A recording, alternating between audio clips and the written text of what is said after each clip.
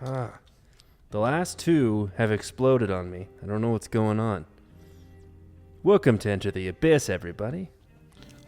You gotta quit shaking your beers when you run downstairs with them, Britton. No, it adds to the excitement, to the flair of opening a crisp beer. I just get so excited. Ew-wee! Ooh-wee! Look at me! So I'm drinking a juicy IPA from Squatters. It's really good. It's actually one of my favorite beers. And I'm drinking Fury Kolsch. Fury Kolsch. Are you feeling a little angry? Yeah, man. You ever just sit and get progressively angrier and angrier and nothing can get you less angry? You just described my whole existence.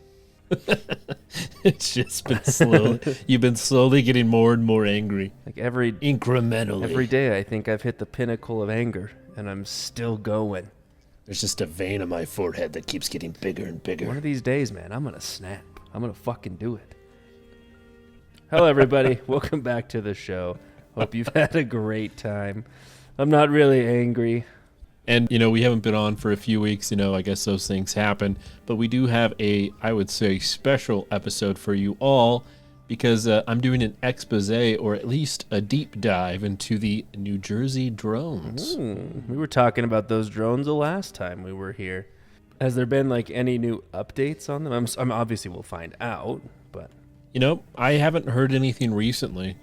Seems like it's petered out, or at least that it's not getting media attention. It's petered out. I don't know if I've heard that term before. It's petered out. Petered out. I don't know. Awesome. Anyways, what do you... God damn it, Brent. Anyways, Britton, what are you covering, man? You're the angry one. Your little vein is bulging now. So while Cleet's doing the drones, I found a thread that talks about those moments where you think something's just not right. So I'm going to talk about some stories where people got that feeling of something being just a little off. Yeah, could you just imagine feeling existential dread all the time? Like something big's going to happen that's going to be horribly bad?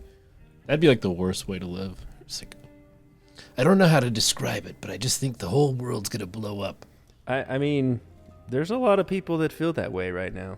Yeah, technically with everything that's been going on geopolitically for the last 3 years, it's been pretty hot. Yeah, I feel that. I feel that a lot. So I'll jump in. Before we go into the New Jersey drones, I want to go back to something that we covered on the conspiracy iceberg, which is Project Bluebeam. So, yeah.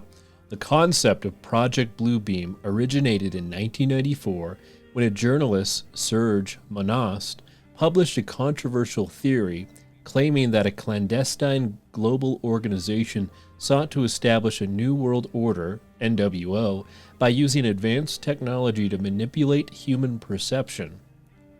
Monast's theory outlined a 4-step process designed to dismantle existing religious structures, destabilizing global governments, and create chaos on a massive scale.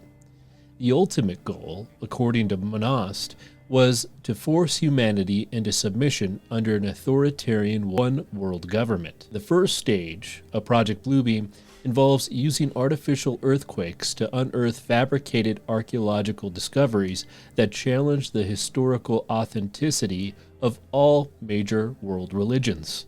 So, earthquake happens, Britain, and they find some type of artifact that's it's all fake, man. Religions are scams. Oh, you don't say. But that's the scam. These falsified artifacts and ruins would allegedly undermine the foundations of religious doctrines and pave the way for a unified belief system under the NWO. The second stage describes a coordinated effort to project holographic images of religious figures, gods, or extraterrestrial beings into the sky. So it's dismantling, I guess, individual religions, but somehow combining them all. And then that deity is supposedly projected in the sky. Kind of cool. I saw God in projector form. You just see this giant, blue guy from, The Watchmen just in the sky. Dr. Manhattan. Britain, I know what you did. I know what you do at night. It's like I'm distracted When from you your your giant blue appendage. Can you please put that away? Anyways, these projections would be customized to align with the cultural beliefs of specific regions, creating the illusion of a global spiritual awakening or divine intervention. The third stage involves psychological manipulation through advanced technologies such as telepathic communication and electromagnetic waves, to implant ideas or messages into individual minds. This would lead people to believe that they are receiving guidance from a higher power or alien entity. The final stage, according to Manost, would involve orchestrating global chaos, possibly through a staged alien invasion or simulated apocalyptic events to drive humanity into a state of fear and compliance. So that is Project Bluebeam in a nutshell. When you first see that, you might be like, oh, that's kind of like crazy stuff. And it might have been back in the 1990s, but its proposed mechanisms are grounded in real technological advancements that make some aspects of the theory plausible. For example, holographic projection technology has evolved to a point where large-scale, lifelike images can be displayed in open spaces. Companies have used such technology for entertainment purposes, such as holographic concerts featuring deceased artists like Tupac, Shakur, and Whitney Houston. These advancements raise questions about the potential misuse of such technologies in non-entertainment contexts. One of the most groundbreaking developments in this field is plasma-based display technology, which has brought the concept of lifelike holographics images closer to reality and on demand. Plasma technology involves using ionized gas to create three-dimensional, free-floating images in midair, unlike traditional holography, which requires a surface or screen. Plasma technology generates visuals that are truly three-dimensional, visible from all angles, and can exist in open space. Like, could you imagine that, Britton? You're sitting there, and you're drinking a whiskey and smoking a cigarette on your porch, which you generally do on Tuesdays. And all of a sudden, like, the most typical version of God, like, shows up, like, above you with, like, a white beard. And he's like, Britain, you need to change your life and join this global religion or you're going to hell. I'd be like, all right. Like, dude, if you looked real, man, I'd shit my pants. I'd be like, oh, my God. Yeah, you think? You're just sitting on their porch with your cigarette, and you look up, and God's like, I see you. Yeah. So I mean, this plasma technology is pretty crazy. Like, it's real life-like, and I think what's crazy is the fact that you can literally walk around it, and it's like a full representation of whatever you want it to be. But it's fake, right? So back to the plasma. Japanese researchers and companies like Ariel Burton have successfully created holograms using femtosecond lasers. These lasers ionize the air to produce tiny plasma bursts, which emit light and create vivid, animated 3D images.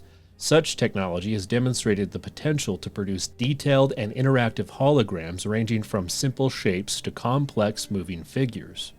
The possibility of using plasma holography to project large-scale images into the sky aligns closely with the second stage of Project Bluebeam. A holographic display of religious figures or alien spacecraft could theoretically create mass hysteria or a perceived divine event, shaping public behavior on a grand scale. The military applications of this technology, particularly for psychological operations PSYOPs, are likely under exploration. Now, another piece is the voice-to-skull communication. Another technology often cited in connection with Project Bluebeam is the voice-to-skull communication. This involves the use of electromagnetic waves to transmit sound directly into the human brain without the need for external speakers. Patents for such technology have existed for decades, and they have been studied for potential military applications as well.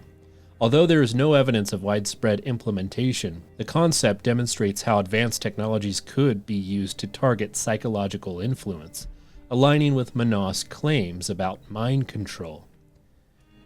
Now, looking at psychological warfare, it has been a documented strategy employed by governments and militaries for decades. Disinformation campaigns, propaganda, and psychological operations are well-documented tactics used to influence public perception.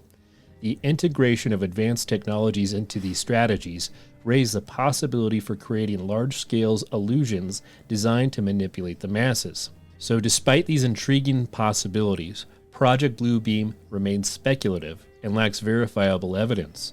There have been no confirmed reports of alleged technologies being used for mass deception, nor have there been any documented instances of the proposed stages being implemented. Critics of the theory emphasize its reliance on speculation and circumstantial connections, noting that many natural disasters and technological advancements have been misinterpreted as evidence of the project. Serge Monod's death in 1996, reportedly due to a heart attack, has further fueled conspiracy theories. Some proponents claim foul play, suggesting that Monod was silenced to prevent the truth from being exposed.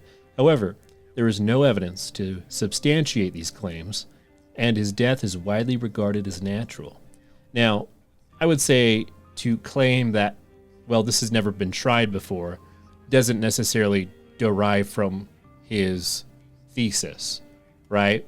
I mean, he does believe that there's like a group of shadowy people that do intend on doing something like this, but the fact that the technology hasn't been used to do it, I don't really think detracts from his claims.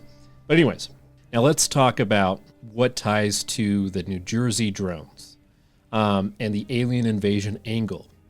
A pivotal point in the Project Bluebeam theory is the notion of a staged alien invasion to unite humanity under a single world government.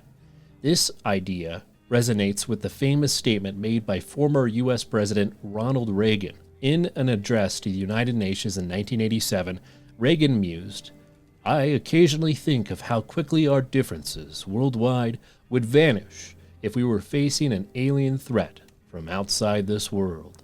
Have you heard that quote, Britton? I have not. Yeah. Reagan said that? Yeah, he did it at the United Nations. You can actually look it up on YouTube.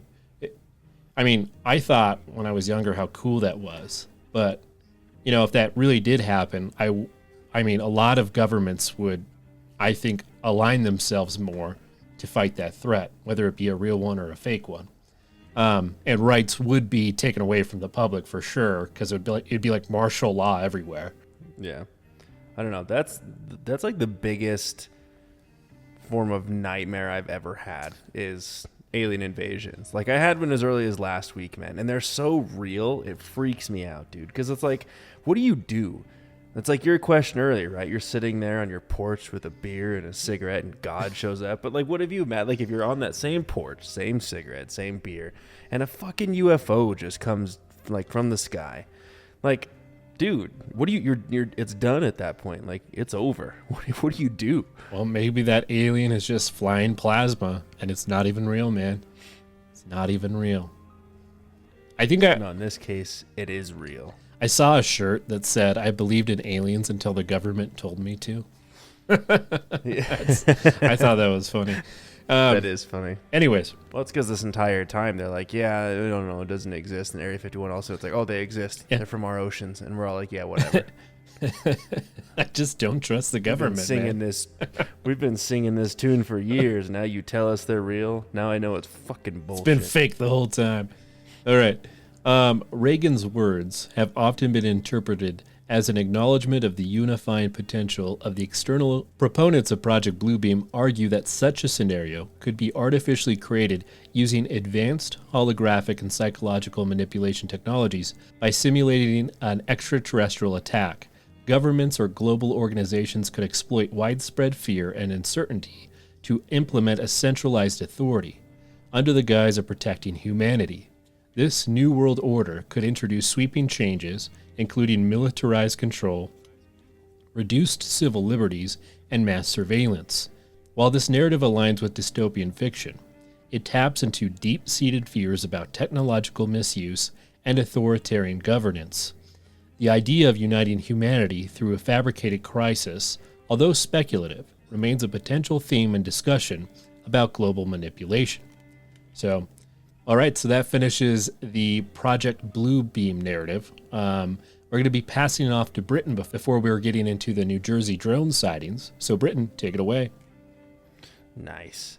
And as I said, we're going to be covering some stories that just don't feel right. And I think that fits perfectly with this whole drone situation because, whatever your perspective may be on it, it just seems a little off. So this story comes from Bookworm 1421. One day I was in a parking garage across the street from a courthouse after filing a document. I'm a paralegal. As I am me, I get off the elevator where I think my car is parked and it's nowhere to be found. It's not unusual, so I start wandering around, pushing the button for it to beep. After about a minute of wondering, I noticed a guy walking around too. He doesn't appear to be following me, but he's giving me the creeps anyway, so I keep an eye on him. There's no one else on that level except him and me. Finally, I determined that my car must not be on that level and get in the elevator to go down a level. I get off the elevator and keep an eye on it for just a second. The guy doesn't appear, so I brush it off as my paranoia. I start walking around, pushing the button again. Then, as I turn the corner, there's that guy again. So this time, I know he's following me. I head for the elevators, and I notice that he's heading that way too, and is on par to cut me off and start to panic. Again, we're alone on the entire level. Just then, the elevator doors open, and two guys in suits get off. I run up to them and say, "Hey, there you guys are. I've been looking for you all over this level and the one above. Where the hell did you guys park?" Then I laugh. The guys kind of look at me weird, but to their credit, they don't even blink, and one of them responds with, "Oh, sorry, we're on this level, but we brought Tom's car instead of mine, and I forgot to tell you, we're parked over here," and they lead me away. I see the guy that had been following me stop, stare, then start down the stairs behind the elevator. Once he leaves, I tell the guys what had happened, and they helped me find my car. It was on the first level, I just never got close enough for it to beep. And I was safe. To this day, I know that guy was waiting for me to find my car so he could do something nefarious. I avoid parking garages at all costs now. If I'm forced to park in one, I take a picture of where I park so I don't get lost anymore. I also carry pepper spray on my keychain. Dang. Gotta stay safe, man. I still laugh about our conversation we had on this podcast about the supposed truck stop encounter with Michael Jackson. Oh, yeah. Where we said, that's crazy. I want to do a Reddit post about that. So I was sitting in a truck stop bathroom at about 2 a.m. when I heard the stall door open. And I heard a hee ho ho. Like he sounded just like Michael Jackson. He was moonwalking through there. And I was trying to finish so I could confirm it. And he all I could hear was dot, dot, dot, dot, dot, oh. And then he was gone before I could get out. I swear to God, it was Michael Jackson. It's Michael Jackson, man. I'm telling you. Dude, he was real. It's my goal to get on like one of the cable channels, like saying like this totally happened and be all serious throughout it. And then I'll get famous. You should. I'm telling you. I just heard him before you left. You went da da da da da oh, and then I heard the door slam behind him. To this day, I wish I didn't have that freaking hang on her, that clinger. I just couldn't get out on time. The hang on her. I was like, what? What does that even mean? I tried to pinch it off, but there was just no way. It was dangling for dear fucking life. Never. All right, anyway. Get off! I need to see it's Michael Jackson. This is my one opportunity to prove that he is still among us. You choose now to do this? I debated running out with it still in me. The guy literally did an entire Smooth Criminal song. I was in the bathroom. You've been touched by, you've been struck by a smooth criminal. Smooth criminal. Dun, dun, dun, dun, dun. That would happen. I don't know why, you. But I think that is so funny. That would happen to you. Of all people, that would be you. Oh, Jesus. All right, this comes from Ultraviolet Blueberry. I used to have this drinking buddy. He was a regular at the cafe that I worked at. Asked if I wanted to grab drinks. Okay, sure, and hence began our drinking friendship. During this time, I was a heavy drinker. Like my roommate and I would usually take 5 shots to get tipsy kind of thing, and then continue drinking throughout the night. 5 shots? Dude, I'm going to bed at that point. Really? I call that These guys are like... I call that a lunch break. I'm just kidding. Call your work. Cleet just admitted to drinking on the dog. He comes back 6 shots deep with a hang on. I just line them up, man. You go. If only. Oh, If Jesus. only I could open that stall door to confirm my suspicion. He does. There's not enough. He walks among us. He never died. All right. One night, this guy asked me to come out with his friends to this pub. I get my own drink first, and then the second drink he offers to buy. I suppose I trusted him at this point, so I didn't go up to the bar when he went. He comes back, and I drink the drink. I knew something was wrong within minutes. My head started swirling. I was slurring, and I felt fucked up and drunk. Right away, I knew I had to leave. He was very vocal about me staying, but I just pushed past him. He followed me outside. Now, this is where Uber first started up, so I called Uber from my phone. I was trying to close the door, and he was still trying to argue for me to stay. Or perhaps he should come with me to make sure I got home all right. Fuck that. I left. The next day, I was asleep all day long. I couldn't really move or get up. I was in and out of consciousness. Fucking weird. And why do I think it was him that drugged me? I had put all my cards and my ID into a pocket on the inside of my jacket that was zipped up. They were all gone. And guess who had them? That guy. He went into my fucking jacket and took all my shit so that I wouldn't be able to pay for a cab. Joke's on him that Uber had just become a thing. Damn, dude. I'd find that guy and I would do some really bad things. Yeah, it won't be for science either. Nope. Just getting revenge. I want you to know, this is not for science. All right, this comes from Little Axis.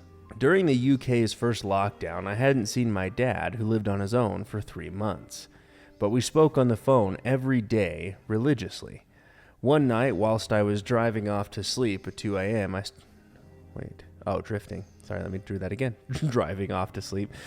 One night, I was sleeping in my car. One night, whilst I was drifting off to sleep at 2 a.m., I suddenly started feeling overwhelming anxiety, sweating, and just feeling like something was off. I couldn't get back to sleep due to worry, so I decided to ring my night owl dad as I knew he'd be up and answer the phone. But, to my surprise, no answer. I woke my partner and told him something was really off, and my dad hadn't answered his phone, which had my anxiety running tenfold at this point. He suggested if he still hadn't answered the phone in the morning, we would drive over and check on him. However, I could not shake this feeling, so at 3 a.m. my partner and I got in the car and drove 3 hours to my dad's home. When we arrived at my dad's house, I walked in to find my dad staring at the wall, gray, yellow in color, slurring his words and utterly confused about where he was. I immediately phoned an ambulance, and he spent the next 4 weeks in hospital with acute kidney failure from undiagnosed end-stage liver cirrhosis. I'll never forget the doctor telling me that if I had arrived at his home just a few hours later, I would have been calling an undertaker and not an ambulance. Due to the sudden and random confusion caused by cirrhosis, he genuinely believed the TV remote was his phone, hence why he didn't or couldn't seek treatment. Kidney failure comes on so rapidly that the two together are fatal within hours, so me turning up that morning was crucial to him getting the treatment at the right time. As I'm typing this, my dad is driving over to my house to spend the Christmas here with us, and the cirrhosis symptoms remain under control. A happy ending. Sometimes anxiety can be a life-saving gift. Just a few minutes later, you would have to call the Undertaker from Wrestling WWE. guy. $39.99 this Saturday. You know who's really going to save us? The Undertaker. He's going to suplex you back to health, Dad. That's so stupid. So stupid. Take you out back and wrestle you. You'll feel better in the morning. We'll protect. I am the Undertaker. Jesus Christ. This is what we're doing now, WWE jokes. Let's come to this, Cleet. Let's come to this. Jesus Christ. It's funny, the second I said Undertaker, my mind immediately went to wrestling too. I'm like, God damn it. For $39.99, you can watch The Undertaker take on John Cena. Oh. Okay. I'll do one more and toss it back to Cleet to hear about these drones. This comes from Black Cat Mumsy. I was living about 5 hours away from my parents, and I spent Easter with them. The plan was to take Monday off work and drive back that day, but for some reason, I decided to go back on Sunday night. Woke up about 3 to a weird noise and hit the touch lamp next to my bed. It made a loud popping sound and turned off. Thinking, something isn't right here, I got up and grabbed the bedroom door handle. It was so hot that I immediately pulled my hand back. As it turned out, my entire apartment was in flames. My living room caught fire from a faulty electric outlet, and it spread to the dining room by the time I got up. The only ways out were through the living room to the front door, or through the dining room and the kitchen to the back door. I used whatever strength I had to shove my headboard away from the window, broke the window out with my glass, and just screamed. My landlord was letting a guy illegally live in a storage room. He heard me and ran straight down the block to the fire station. They actually got me through the window and then put out the fire. I was hours away from my family, had no money or ID, lost my cell phone and car keys in the fire, and it was only like 4 a.m. I ended up losing pretty much everything.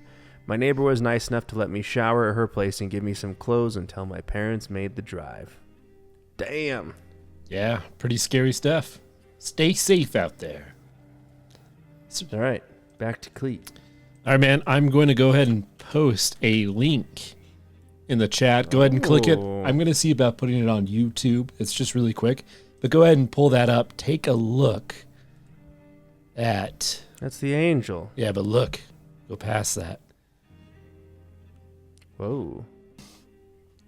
Was that like the drone sighting that people saw? Those are some of the drone sightings. You know, there was someone from Congress that was on a podcast, and they were in a debriefing. I guess they had a debriefing with Congress about the drones. And she was saying that for the most part, it was just regular civilian or military aircraft that wasn't unusual, except for one specific shape that could not be identified. But she could not say what that shape was because it was classified. Kind of intriguing stuff. But anyways, let's jump into the drone sightings of New Jersey. In 2024, residents across New Jersey and neighboring states reported unusual drone activity. Witnesses described large drones flying in coordinated formation, often at night. The drones moved in a grid-like pattern and appeared to exhibit advanced capabilities such as hovering silently and maintaining precise synchronization.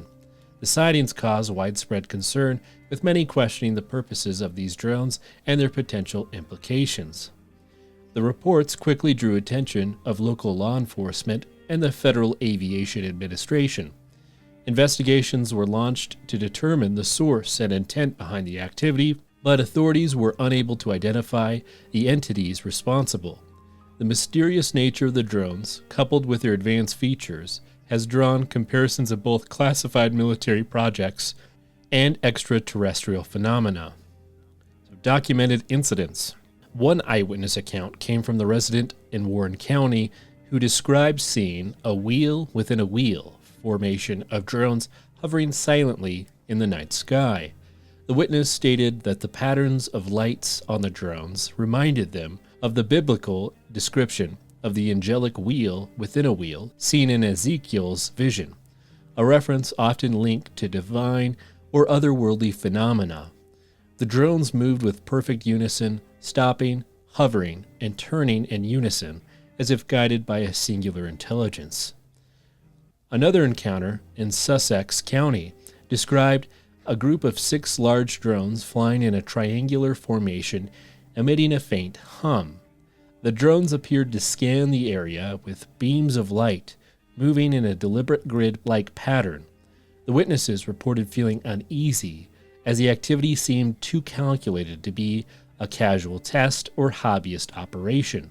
Adding to the intrigue was a government official in the 2020s claiming that Iran had a mothership that was positioned off the coast, controlling drone activity in the region. Although this assertion was made without concrete evidence, it added an international dimension to the New Jersey drone sightings. The idea of a mothership aligns with conspiracy theories, suggesting that the drones could either be part of a covert military operation or linked to extraterrestrial forces. Critics argue that such claims could be politically motivated or speculative, but they fueled public interest in the sightings. I thought it was really funny, the Iranian theory. I mean, the idea is like the drones have to charge somewhere, right? And a lot of people saw them like go into the ocean and like go into the water. But the idea that Iran just has like this mothership in our ocean seems a little far-fetched to me. I mean, I don't think our government is that incompetent, at least I hope. Anyways. Yeah. I will say, though, too, if you're new to the show, we did actually do a really deep dive into the biblical angels, where we talk about a lot of those. So if you want to hear that episode, check it out. It might make a little bit more sense that we're talking about them now. Yeah. Could it be aliens or angels? Among many theories surrounding the New Jersey drone sightings is the possibility of extraterrestrial or angel involvement. Witnesses describe the drones as exhibiting capabilities beyond conventional technology, such as silent hovering, synchronized movements, and seamless pattern shifts. To some, these characteristics suggest advanced technologies not yet available to humanity, lending credibility to either a supernatural force or UFOs. The notion of this involvement also aligns with the broader narrative of ufology. The concept of motherships controlling smaller crafts have been a recurring theme in UFO literature, and the idea of extraterrestrials monitoring humanity is a popular hypothesis. If the drones are extraterrestrial or angels, it would raise profound questions of their purpose, whether it be observation, experimentation, or even to attempt contact. Although I would say if it's angels, I would assume it's the end of the world, man. That's when everyone's gonna die. Oh, yeah? Well, When aliens? no, if angels, man, if they're real, Yeah. they would only show up if I mean- some shit's about to go down. Yeah. I would think the same with aliens, man. If either of them show up here, we're screwed. Like, Yeah, maybe, possibly. All right, now, what do you think the aliens are just going to be like, hey, guys, what's up? Let's have a beer. I mean, I don't think we'd understand what their intentions are. I think just thinking that they're gonna murder us all, seems kind of presumptuous. I mean, what happens when a more advanced civilization finds a lesser advanced civilization? So you're history. speaking from a slightly further advanced civilization versus something that would be potentially millions of years more advanced. It's not the same comparison. Right. So But I'm just saying, both of them more I don't than even we are. think they would care to visit us. Would be the most potential thing. We'd be like ants to them. Probably. Holographic drones or staged crisis. Another theory posits that these drones are parts of a sophisticated experiment to test the public reaction to unusual aerial phenomena. If equipped with plasma-based projection systems, these drones could simulate alien craft or celestial events as part of a larger psychological operation. This aligns with Project Bluebeam's narrative, in which holographic projections are used to manipulate global perceptions and prepare populations for a staged crisis. Drawing parallels to Reagan's statement, theorists argue that the drones could be precursors to a fabricated extraterrestrial threat. Plasma holography in particular could play a central role in such an operation, creating the illusion of alien crafts descending from the sky. This scenario would generate widespread fear, paving the way for an authoritarian measure under the guise of planetary defense. The claims of an offshore mothership add a layer of plausibility for some theorists who view it as a staging ground for advanced technologies used to stimulate an alien presence. While no concrete evidence supports this connection, the technological feasibility of such events make it a topic of concern for those who question the misuse of this advanced science. The New Jersey drone sightings have been subject to various interpretations, one of which involves the notion of the deep state exerting control or showing force. Some conspiracy theorists assert that the drones were part of a psychological operation aimed at intimidating Donald Trump during his presidential transition period. This theory suggests that the unusual aerial activity was meant to demonstrate the deep state's capability of influence, possibly to dissuade Trump from certain policies or to remind him of the power structures within the government. The decision to move Trump's inauguration indoors has been cited by some as evidence of this intimidation. They argue that the move was not just for security, but also to avoid the spectacle of drones over the Capitol, which could have been used to create fear or confusion. This narrative fits into a broader discourse where any unusual or unexplained event during Trump's presidency is seen as an orchestrated effort by hidden government forces. Another theory is that this is a show of force to Russia or China. Another perspective on the drone sightings is their potential role in international strategy, particularly as a demonstration of U.S. technological prowess to adversaries like Russia or China. The drones, with their advanced capabilities, could be interpreted as an early warning or detection system for nuclear threats. This theory posits that the U.S. might be showcasing its ability to monitor and defend against potential nuclear attacks, thereby sending a message to nations with nuclear capabilities. Such a display would not only serve as a deterrent, but also as an assertion of technological superiority in the military field of surveillance and defense. The drones' night operations could be part of testing or deploying systems that are less detectable and more resilient to countermeasures. I will also say that drones, in my opinion, are the future of war. Have you seen those Ukraine videos and like Russia videos? Dude, drones are nuts, man. They sound scary too, man. Like the fans are super loud. They can literally drop explosives or literally shoot you. That is, like, I think that this is like the most believable theory. Like it's something along the lines of some type of show of force to Russia and China. Because I believe that's like the future of warfare right there.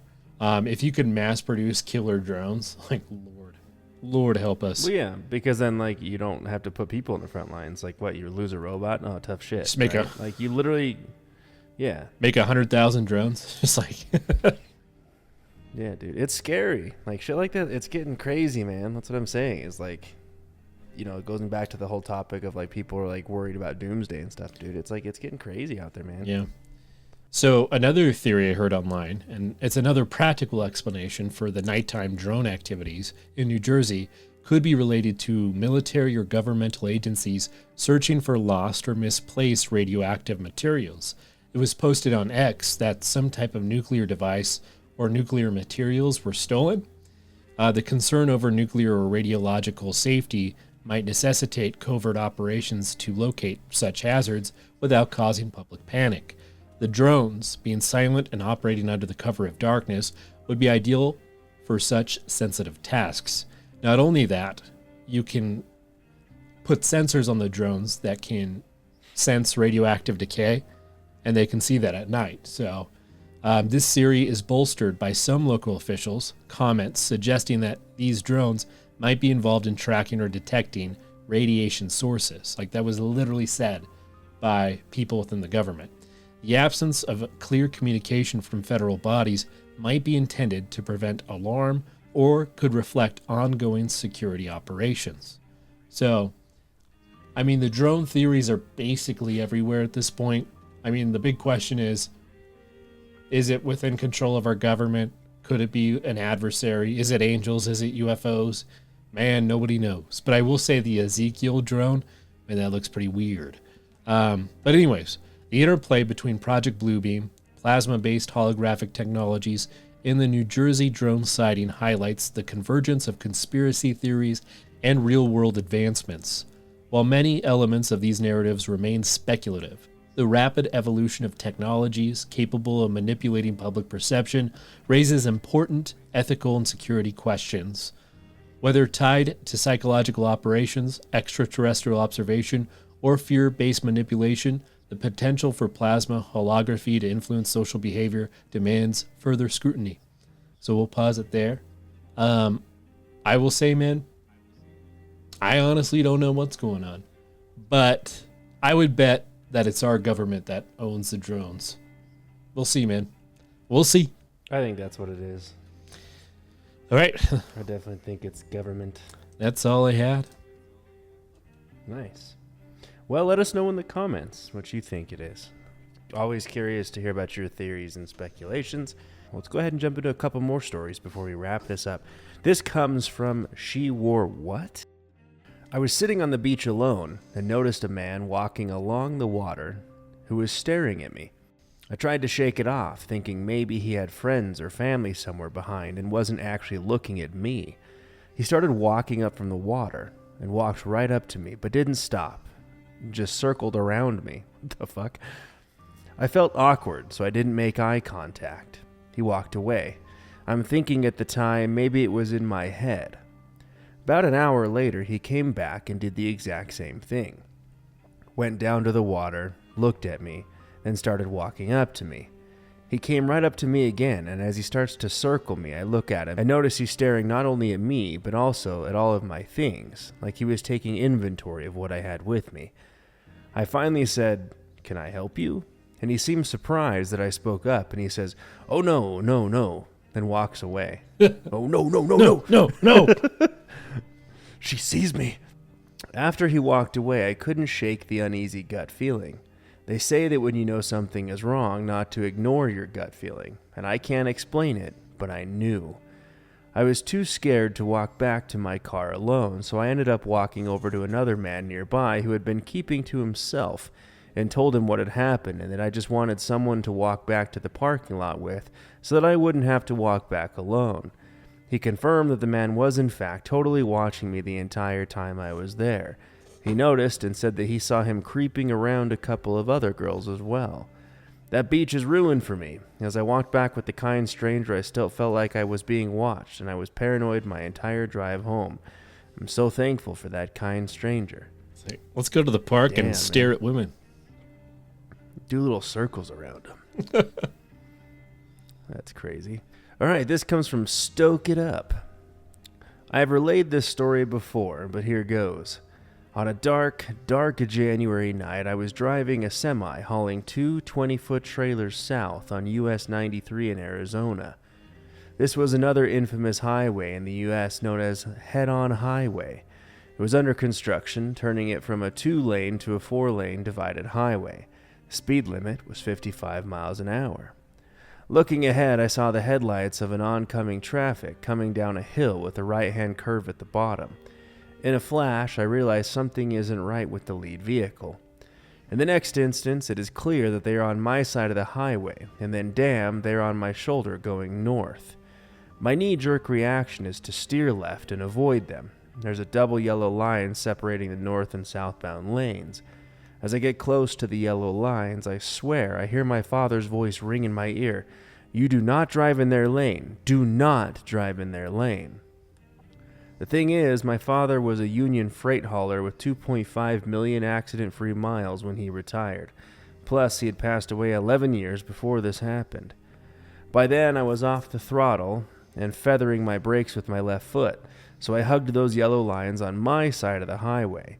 The other driver saw he was headed for some big yellow crash barrels lined up at the end of a guardrail and swerved to get back on his side of the highway.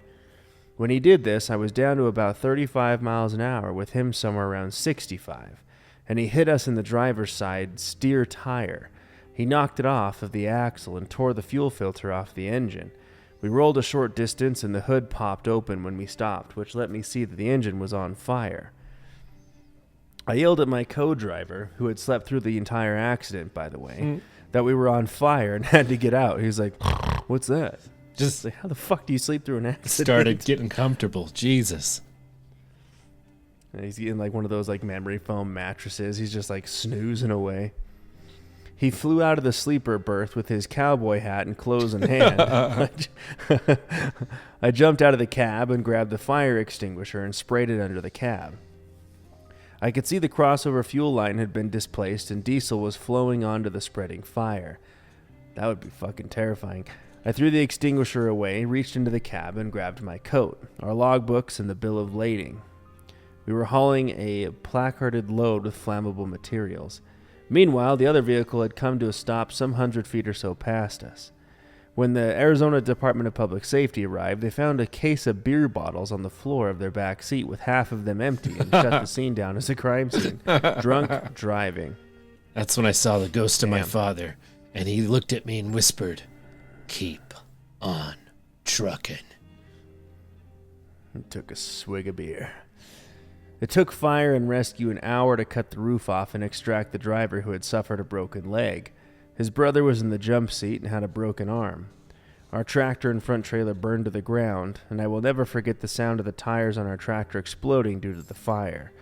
110 psi makes a hell of a racket when it goes off. Damn. That's intense. You hear your dead dad's voice saying, "Don't drive on their side." All right, we're going to end with this story from Wonka. I got home from work, and as soon as I stepped out of my car, something felt off. My upstairs neighbor let his dog out, which wasn't super uncommon, but she was acting strange, which just added to my weird intuition. Normally, she's super excited to greet you, but this time she just sat by his door. About 20 minutes pass, and I can't shake the feeling. I decide to go to his door and see if he wants to come down for a drink. As I approach, I notice his dog made it inside, but now she's barking nonstop. I knock and I knock until I'm pounding on his door. I jiggle the handle, and it's locked. I run down and through my house to a back stairwell that connects our residences. I open the door to his apartment, and he's overdosing on Percocet, convulsing on the ground, struggling to breathe. EMS said that if they had been called 10 minutes later, he might not have survived. Damn. Well, the old Oh, there's an edit. Go for it. Percocet goodbye. Yeah. And there's an edit. Didn't think this would get this much attention, so here's a bonus story. I moved into the house where this happened about 2 years ago. In the same upstairs residence, there was an older gentleman who lived there before my buddy and his dog. Roughly 3 weeks after moving in, I stopped seeing my elderly neighbor. He was a bit of a homebody. Didn't have internet or even a smartphone. Very simple guy who just enjoyed the company of some scotch and his blues records. Weeks go by, and I notice he hasn't been playing his records, and it's been awfully quiet. But I don't think much of this because I wasn't well acquainted with the guy, so I didn't really know his schedule or his habits. Around week 3 or 4, this foul stench starts to creep through my home. I light candles, I hose my house with Febreze to no avail. One day I come home and the smell is unbearable. And then it hits me. This is the smell of a dead body. I call my landlord who comes over in a hurry, and as soon as he is introduced to the smell, he goes white. We rush to his front door, which he unlocks, considering this to be extreme circumstances, and sure enough, my former neighbor is dead, rotting on the floor. He had been there for so long that his blood had soaked into the floor and was seeping into my bathroom ceiling. You could see it inside the light fixtures. Oh my God. It's like from a horror movie, man. Yeah, it's like, man, why are your lights red when you turn them on? The guy just, bled out upstairs. No big deal. My apartment complex charges extra for that. How do you clean a fucking light fixture? All right, folks, thank you so much for joining us, but that is going to wrap us up for the evening. As always, I want to give a huge special shout out to our paid supporters of the show, Soylent Cleat, Modelo Time, Cleat Feet, Curtis and Lara, Mothman, Conklin Family, Lara and Lou. Your paid support of the show is tremendously helpful, and if you yourself would like to become a paid supporter and join these people, there's a link below. You can choose several tiers. And there's also a one-time beer donation link if you'd like to subscribe to the beer channel. Huge shout out to the Conklin families for depositing some money into the beer fund. We're going to go ahead and load up on some beers. So thank you very much for that. Yeah, give us $100. We're going to go to Lee's. If you're listening to us on YouTube, please like, share, and subscribe as it really helps us get us out there. And as always, thank you for entering the abyss. Until next time.